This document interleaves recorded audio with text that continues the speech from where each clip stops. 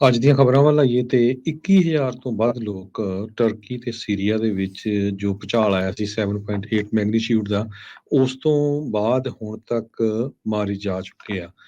ਬਹੁਤ ਵੱਡੀ ਗਿਣਤੀ ਆ, ਕਹਿੰਦੇ ਵੀ ਇਹ ਫਿਗਰ ਹੋਰ ਵੀ ਬਹੁਤ ਜ਼ਿਆਦਾ ਵੱਧ ਸਕਦਾ ਹੈ ਕਿਉਂਕਿ ਆਪਾਂ ਵੀਡੀਓਜ਼, ਪਿਕਚਰਸ ਦੇਖ ਰਹੇ ਹਾਂ ਕਿਸ ਤਰ੍ਹਾਂ ਜਿਹੜਾ ਤਬਾਹੀ ਦਾ ਮੰਜ਼ਰ ਜਿਹੜਾ ਮਚ ਰਿਹਾ ਹੈਗਾ। ਸੋ ਪਹਿਲਾਂ ਤਾਂ ਦੱਬਣ ਦੇ ਨਾਲ ਲੋਕ ਮਾਰੇ ਗਏ ਆ ਤੇ ਹੁਣ ਉੱਥੇ ਠੰਡ ਬਹੁਤ ਆ, ਸਨੋ ਬਹੁਤ ਹੈਗੀ ਆ, ਉਹ ਵੀ ਜਿਹੜਾ ਬਹੁਤ ਜ਼ਿਆਦਾ ਨੁਕਸਾਨ ਕਰ ਰਹੀ ਹੈਗੀ ਆ।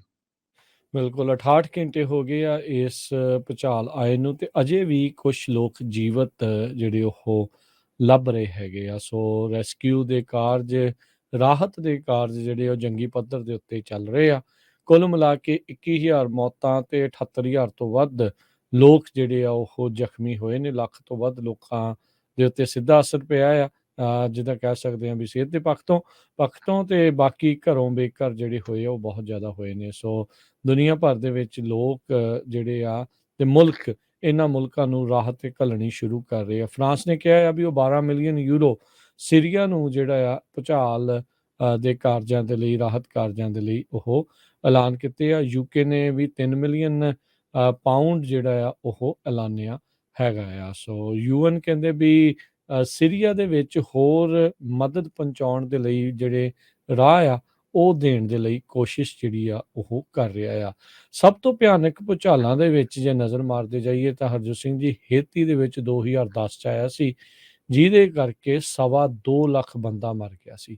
11 ਬਿਲੀਅਨ ਡਾਲਰ ਦੇ ਜਿਹੜੇ ਕੁੱਲ ਨੁਕਸਾਨ ਉਹ ਹੋਏ ਸੀ। ਇੰਡੋਨੇਸ਼ੀਆ 'ਚ 2004 ਦੇ ਵਿੱਚ ਜਿਹੜਾ ਆਇਆ ਭੁਚਾਲ, ਉਹਨੇ 1,65,000 ਜਾਨਾਂ ਜਿਹੜੀਆਂ ਲਈਆਂ ਤੇ ਚੀਨ ਦੇ ਵਿੱਚ 2008 ਚ ਆਏ ਭੁਚਾਲ ਨੇ 87,000 ਜਾਨਾਂ ਜਿਹੜੀਆਂ ਉਹ ਲੈ ਲਈਆਂ ਸੀ। 7ਵੇਂ ਨੰਬਰ ਦਾ ਸਭ ਤੋਂ ਭਿਆਨਕ ਭੁਚਾਲ ਜਿਹੜਾ ਤੁਰਕੀ ਸੀਰੀਆ ਦੇ ਵਿੱਚ ਆਇਆ। ਇਸੇ ਅੱਜ ਤੋਂ 20 ਸਾਲ ਪਹਿਲਾਂ ਇਰਾਨ ਦੇ ਵਿੱਚ ਵੀ ਇੱਕ ਇਦਾਂ ਦਾ ਹੀ ਬਹੁਤ ਭਿਆਨਕ ਭੁਚਾਲ ਜਿਹੜਾ ਹਰਜੋਤ ਸਿੰਘ ਜੀ ਆਇਆ ਸੀ, ਜਿਸ 'ਚ 26,000 ਮੌਤਾਂ ਹੋਈਆਂ ਸਨ। ਜੀ, ਅੱਜ ਦੀਆਂ ਖਬਰਾਂ ਵੱਲ ਆਈਏ ਤੇ 21,000 ਤੋਂ ਵੱਧ ਲੋਕ ਟਰਕੀ ਤੇ ਸੀਰੀਆ ਦੇ ਵਿੱਚ ਜੋ ਭੂਚਾਲ ਆਇਆ ਸੀ 7.8 ਮੈਗਨੀਚਿਊਡ ਦਾ, ਉਸ ਤੋਂ ਬਾਅਦ ਹੁਣ ਤੱਕ ਮਾਰੇ ਜਾ ਚੁੱਕੇ ਆ। ਬਹੁਤ ਵੱਡੀ ਗਿਣਤੀ ਆ, ਕਹਿੰਦੇ ਵੀ ਇਹ ਫਿਗਰ ਹੋਰ ਵੀ ਬਹੁਤ ਜ਼ਿਆਦਾ ਵੱਧ ਸਕਦਾ ਹੈ ਕਿਉਂਕਿ ਆਪਾਂ ਵੀਡੀਓਜ਼, ਪਿਕਚਰਸ ਦੇਖ ਰਹੇ ਹਾਂ ਕਿਸ ਤਰ੍ਹਾਂ ਜਿਹੜਾ ਤਬਾਹੀ ਦਾ ਮੰਜ਼ਰ ਜਿਹੜਾ ਮਚ ਰਿਹਾ ਹੈਗਾ। ਸੋ ਪਹਿਲਾਂ ਤਾਂ ਦੱਬਣ ਦੇ ਨਾਲ ਲੋਕ ਮਾਰੇ ਗਏ ਆ ਤੇ ਹੁਣ ਉੱਥੇ ਠੰਡ ਬਹੁਤ ਆ, ਸਨੋ ਬਹੁਤ ਹੈਗੀ ਆ, ਉਹ ਵੀ ਜਿਹੜਾ ਬਹੁਤ ਜ਼ਿਆਦਾ ਨੁਕਸਾਨ ਕਰ ਰਹੀ ਹੈਗੀ ਆ। ਬਿਲਕੁਲ 68 ਘੰਟੇ ਹੋ ਗਏ ਆ ਇਸ ਭੁਚਾਲ ਆਏ ਨੂੰ ਤੇ ਅਜੇ ਵੀ ਕੁਝ ਲੋਕ ਜੀਵਤ ਜਿਹੜੇ ਉਹ ਲੱਭ ਰਹੇ ਹੈਗੇ ਆ। ਸੋ ਰੈਸਕਿਊ ਦੇ ਕਾਰਜ, ਰਾਹਤ ਦੇ ਕਾਰਜ ਜਿਹੜੇ ਉਹ ਜੰਗੀ ਪੱਧਰ ਦੇ ਉੱਤੇ ਚੱਲ ਰਹੇ ਆ।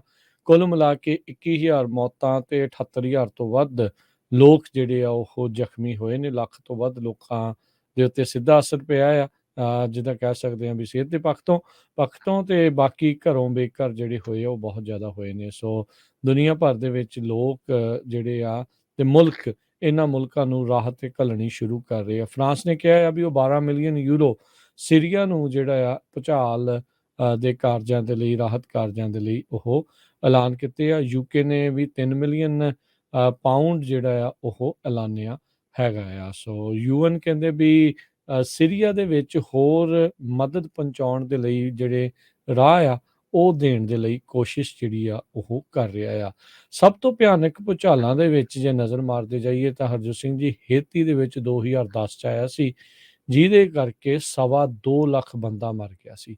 11 ਬਿਲੀਅਨ ਡਾਲਰ ਦੇ ਜਿਹੜੇ ਕੁੱਲ ਨੁਕਸਾਨ ਉਹ ਹੋਏ ਸੀ। ਇੰਡੋਨੇਸ਼ੀਆ 'ਚ 2004 ਦੇ ਵਿੱਚ ਜਿਹੜਾ ਆਇਆ ਭੁਚਾਲ, ਉਹਨੇ 1,65,000 ਜਾਨਾਂ ਜਿਹੜੀਆਂ ਲਈਆਂ ਤੇ ਚੀਨ ਦੇ ਵਿੱਚ 2008 ਚ ਆਏ ਭੁਚਾਲ ਨੇ 87,000 ਜਾਨਾਂ ਜਿਹੜੀਆਂ ਉਹ ਲੈ ਲਈਆਂ ਸੀ। 7ਵੇਂ ਨੰਬਰ ਦਾ ਸਭ ਤੋਂ ਭਿਆਨਕ ਭੁਚਾਲ ਜਿਹੜਾ ਤੁਰਕੀ ਸੀਰੀਆ ਦੇ ਵਿੱਚ ਆਇਆ। ਇਸੇ ਅੱਜ ਤੋਂ 20 ਸਾਲ ਪਹਿਲਾਂ ਇਰਾਨ ਦੇ ਵਿੱਚ ਵੀ ਇੱਕ ਇਦਾਂ ਦਾ ਹੀ ਬਹੁਤ ਭਿਆਨਕ ਭੁਚਾਲ ਜਿਹੜਾ ਹਰਜੋਤ ਸਿੰਘ ਜੀ ਆਇਆ ਸੀ, ਜਿਸ 'ਚ 26,000 ਮੌਤਾਂ ਹੋਈਆਂ ਸਨ। ਜੀ।